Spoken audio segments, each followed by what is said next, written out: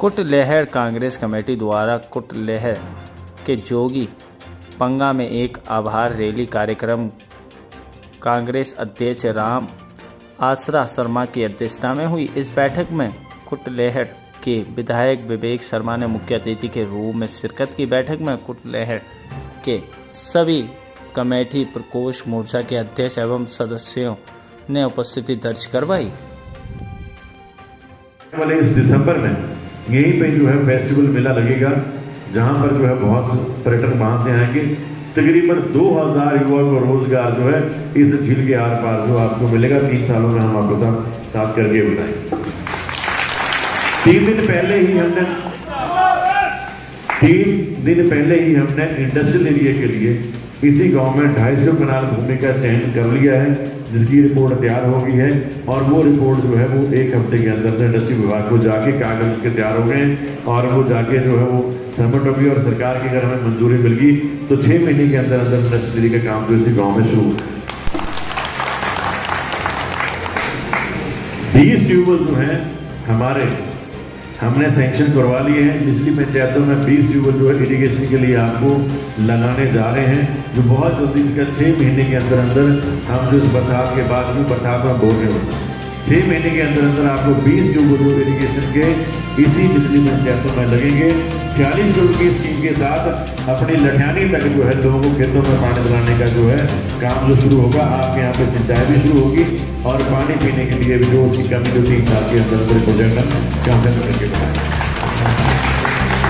और कल हमने जो बैठक रखी है जितने भी हमारे एग्जीक्यूटिव लीडर, प्रिंसिपल, CSP उनके साथ, और साथ आज आपके साथ बैठक है। तो एक बात मैं जरूर कहूँगा आपके माध्यम से कि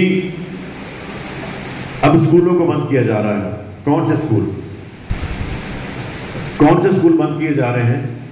जिन स्कूलों की जो संख्या है वो 5, 6, 8, 10 5 संख्या वाला स्कूल आप मेरे को बताइए। अगर हम लोग में से सभी लोग भी स्कूल से पढ़ के आए हैं, क्या हमारे उस समय में जब साधन नहीं थे तो उस समय में स्कूल की संख्या जो है 150, 200, 300 होती थी।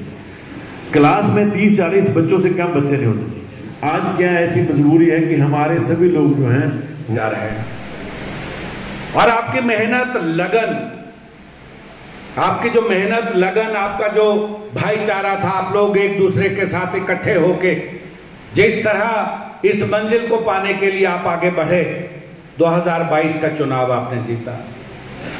लेकिन कौन सी ऐसी परिस्थितियां रही कि हमें 2024 में फिर चुनाव लड़ना पड़ा। और 2024 में जब चुनाव लड़ने की बात आई तो जब भाई विवेक शर्मा जी के नाम पे मोहर लगी, उस समय क्योंकि 2017 में विवेक जी ने चुनाव लड़ा था और 2022 में भी इनका हक बनता था, लेकिन इनको उस समय इनका हक नहीं मिला। लेकिन मैं एक बात ये मानता हूं कि जब कर्म सच्चा किया हो और मेहनत और लगन के साथ कोई काम किया हो तो परम पिता परमेश्वर को ऐसे द्वार खोलता है कि वो द्वार आपके सामने है। ऐसी परिस्थितियां बनी कि चुनाव हुआ और उस चुनाव में आप लोगों ने फिर एकजुटता के साथ आगे बढ़ते हुए यहां कुटलैहड़ में ये दिखा दिया कि अब कांग्रेस के लोगों में जो संयम था, जो धैर्य था, जो एकता थी, जो आपस में एक सौहार्द था, उसके साथ आपने 32 वर्ष का जब सूखा तोड़ा, उस सूखे को जब हरियाली में बदला तो लोग बड़ी बड़ी बातें कर रहे थे कि 2024 में फिर चुनाव भारतीय जनता पार्टी जीतेगी।